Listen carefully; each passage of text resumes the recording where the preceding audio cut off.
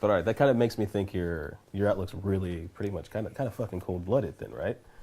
You're saying these people in these relationships are building up resentment. They put out this sort of wedding photo effect, and even before they get there, they should just cut and run.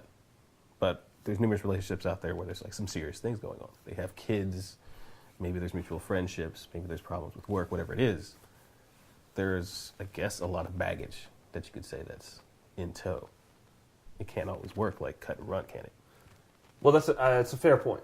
And my mentality is, first and foremost,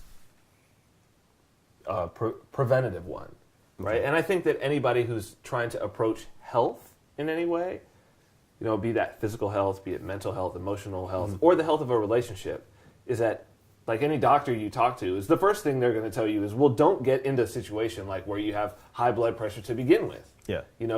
Be preventative about it. Like, don't get into a situation where you have a vitamin deficiency to begin with. Once you're there, then, there are measures that you need to take.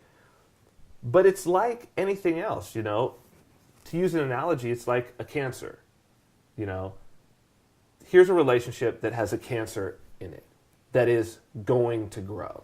Mm-hmm. And, like a situation with, say, breast cancer, where obviously the first thing is prevention.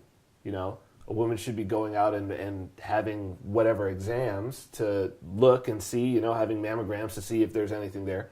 Start with the prevention. Mm-hmm. But then if the cancer starts to grow, and the choice is, well, are we either going to have the pain of like chopping off her breast or just let the thing metastasize and basically kill her, period, then you have to take the option, as painful as it is, to go ahead and, in the short term, make that cut. Okay.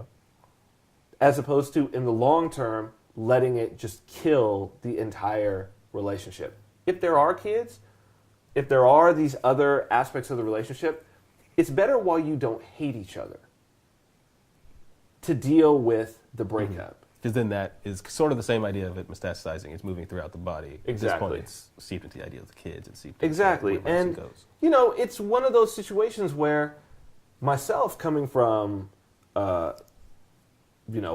divorced parents who hated each other throughout the divorce, I would much rather have seen them break up earlier when they could have actually amicably split.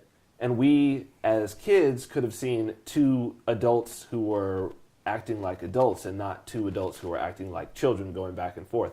Because that feeds in. I mean, you're an example. You're a role model for your children. Not every relationship is made to last forever. If you've made a mistake, deal with it now, as opposed to, holding off on it. I think in a lot of cases, it's really just an excuse. Like, we have kids, there are financial issues and all of this. It's an excuse to put off for later something that should be done at that point, and putting that off and procrastinating is always going to lead to a poor result.